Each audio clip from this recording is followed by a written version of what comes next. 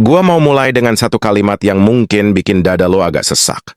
Banyak orang hari ini kerja lebih keras dari orang tua mereka, tapi hidupnya justru lebih rapuh.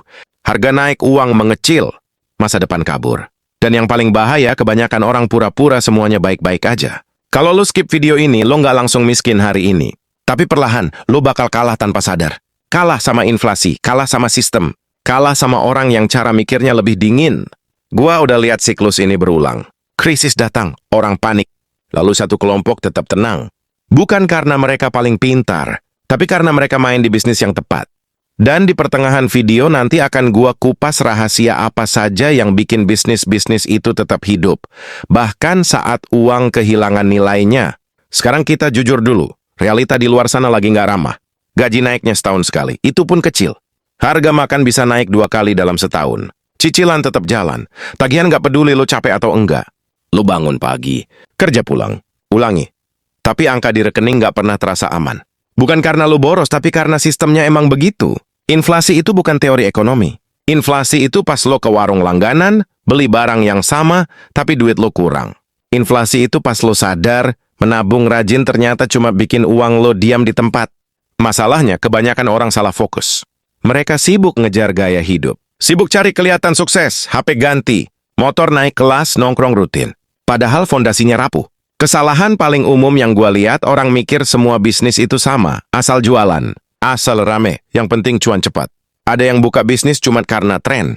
Kopi kekinian, makanan viral. Awalnya rame, setahun kemudian tutup. Bukan karena mereka bodoh, tapi karena mereka nggak paham satu hal penting. Nggak semua bisnis kuat lawan inflasi. Kesalahan lain yang lebih parah, orang percaya kalau kerja keras aja cukup. Padahal kerja keras di tempat yang salah cuma bikin capek permanen.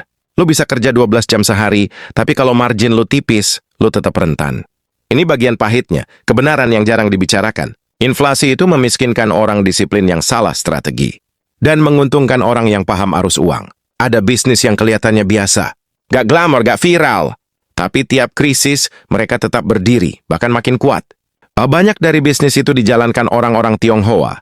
Bukan karena mereka spesial secara genetik, tapi karena cara berpikirnya beda. Mereka nggak ngejar cepat kaya, mereka ngejar tahan lama. Mereka nggak cari bisnis yang dipuji. Mereka cari bisnis yang dibutuhkan. Ini yang sering bikin orang salah paham. Orang lihat hasil akhirnya, bukan proses mikirnya. Lihat ruko mereka, lihat aset mereka, lalu bilang, hoki, bukan hoki bro. Itu hasil dari keputusan yang dingin, dan kadang kejam ke ego sendiri. Mereka berani main di bisnis yang dianggap remeh. Barang sehari-hari, kebutuhan dasar.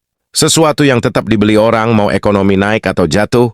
Kalau kebenaran ini lo abaikan, dampaknya nggak langsung, tapi konsisten. Lo akan hidup dari satu gaji ke gaji berikutnya. Setiap kenaikan harga bikin deg-degan. Setiap krisis bikin panik. Yang lebih menyakitkan, lo bakal sadar terlalu telat. Pas tenaga udah berkurang, pas tanggungan makin banyak, pas pilihan makin sempit. Gua nggak ngomong ini buat nakut-nakutin. Gua ngomong karena ini nyata. Dan banyak orang baru sadar setelah kena. Cara berpikir yang lebih waras itu bukan soal mimpi besar. Bukan soal pamer, tapi soal bertahan. Bisnis yang tahan inflasi itu biasanya membosankan. Margin dijaga, arus kas diputar. Resiko dihitung. Pertumbuhan pelan tapi stabil. Mereka nggak anti rugi, mereka anti mati. Lebih baik untung kecil tapi hidup lama, daripada untung besar tapi sebentar. Dan itu mental yang jarang diajarin. Gua mau lo duduk sebentar dan mikir. Selama ini keputusan keuangan lo didorong gengsi atau logika? Lo lagi bangun fondasi atau cuma ngejar ilusi aman? Karena inflasi nggak nunggu lo siap dan sistem nggak peduli lo capek. Pertanyaannya sekarang satu. Kalau kondisi makin keras 5 tahun ke depan, posisi lo bakal di mana? Sekarang gua ajak lo masuk lebih dalam. Bukan ke cerita sukses yang dibagus-bagusin. Tapi ke pola yang berulang. Pola yang bikin sebagian orang selalu punya pegangan. Bahkan saat krisis bikin banyak orang tumbang. Bisnis pertama yang sering diremehkan tapi paling tahan banting. Distribusi kebutuhan pokok. Beras. Gula minyak. Tepung. Gak ada yang foto-foto di Instagram soal ini. Tapi tiap hari uang muter. Saat harga naik, mereka nggak panik. Mereka geser harga pelan karena barangnya tetap dibeli. Orang bisa nunda beli baju. Tapi nggak bisa nunda makan. Banyak orang salah kaprah. Mikir bisnis besar itu harus kelihatan besar. Padahal yang bikin kuat itu kontrol jalur barang. Siapa pegang suplai, dia pegang napas pasar. Bisnis kedua, grosir skala kecil sampai menengah. Bukan supermarket mewah, tapi tempat belanja pedagang lain. Margin tipis, volume gede. Ini bisnis yang ngajarin satu hal pahit. Ego nggak boleh ikut campur. Lo nggak bisa naikin harga semaunya. Lo main di kepercayaan dan konsistensi. Orang Tionghoa paham betul ini. Lebih baik dapat sedikit dari banyak orang daripada banyak dari sedikit orang. Bisnis ketiga, properti fungsional. Bukan rumah pamer, tapi ruko gudang. Kontrakan sederhana. Ini bukan soal nilai jual doang, tapi arus kas. Saat uang kertas melemah, aset yang dipakai orang tetap dicari. Kesalahan umum orang awam, beli properti pakai emosi. Lokasi keren, desain wah, tapi kosong. Yang waras mikirnya simple, siapa yang butuh ini tiap bulan? Bukan siapa yang kagum saat lihat. Bisnis keempat, bengkel dan jasa perawatan. Motor rusak tetap dibenerin, mesin mati tetap diservis. Krisis gak bikin orang berhenti butuh ini. Banyak yang gengsi masuk dunia jasa. Katanya capek, katanya kotor. Padahal di situ uang muter paling jujur. Yang bikin beda bukan alatnya, tapi keahlian dan kepercayaan. Bisnis kelima, perdagangan barang harian non-mewah. Alat tulis, perlengkapan rumah. Barang kecil, tapi rutin. Orang salah fokus ke untung per item. Padahal kekuatannya ada di frekuensi. Uang masuk tiap hari, bukan nunggu momen besar. Ini bisnis yang kelihatannya datar, tapi justru itu yang bikin stabil. Bisnis keenam, makanan sederhana dengan target jelas. Bukan restoran konsep, tapi makanan kenyang. Murah, cepat. Konsisten saat krisis, orang nggak cari sensasi. Mereka cari aman, dan perut nggak bisa diajak kompromi. Yang bikin banyak orang gagal di sini, mereka terlalu kreatif tapi lupa hitung. Bisnis ketujuh, keuangan berbasis arus kas. Bukan spekulasi, bukan main untung cepat. Tapi pinjam-meminjam terkontrol, koperasi keluarga, atau usaha simpan modal internal. Ini sensitif, dan nggak semua orang siap. Tapi prinsipnya jelas, uang harus bekerja, bukan tidur. Sekarang gua mau hancurin satu mitos. Katanya, zaman sekarang semua harus digital. Kalau nggak online, mati. Faktanya yang mati itu bisnis tanpa fondasi. Digital itu alat, bukan penopang hidup. Banyak bisnis offline justru lebih tahan inflasi. Karena mereka pegang barang nyata, bukan angka di layar. Kalau pola ini lo anggap kuno, itu hak lo. Tapi sejarah nggak peduli opini.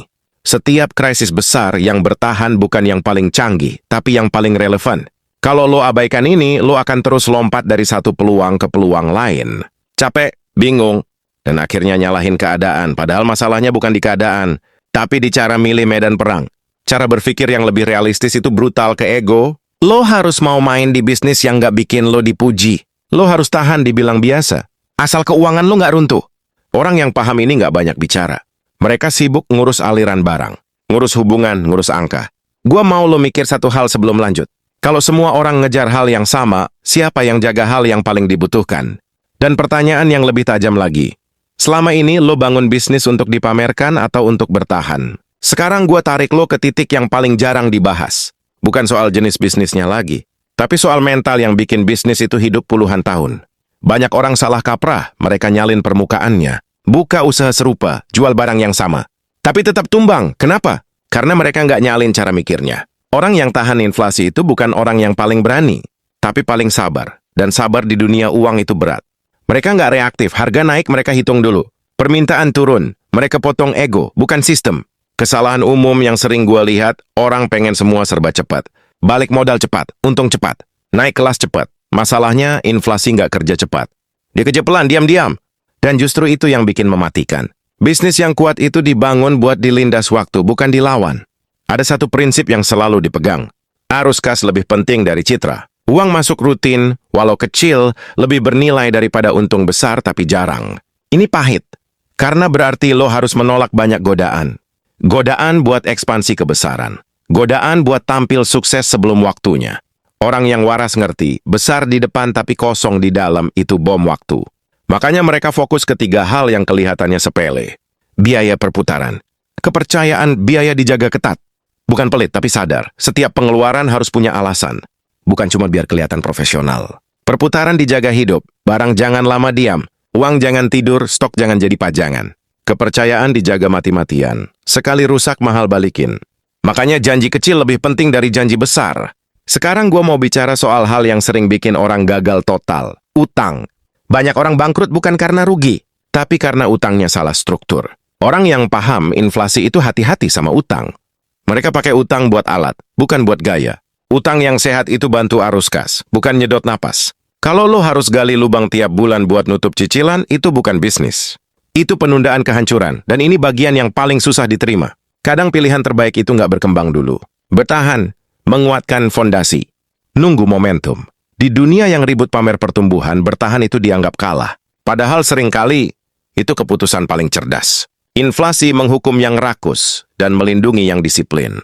Lo nggak perlu jadi kaya raya buat aman, tapi lo harus cukup kuat buat nggak roboh saat dihantam. Cara berpikir yang lebih dewasa itu sadar satu hal. Uang bukan tujuan, uang itu alat bertahan. Begitu lo ubah sudut pandang ini, cara lo ambil keputusan bakal berubah. Lo jadi lebih tenang nolak peluang yang nggak jelas. Lebih tegas nutup kebocoran kecil. Lebih fokus ke apa yang bisa lo kontrol. Dan yang paling penting, lo berhenti bohong ke diri sendiri.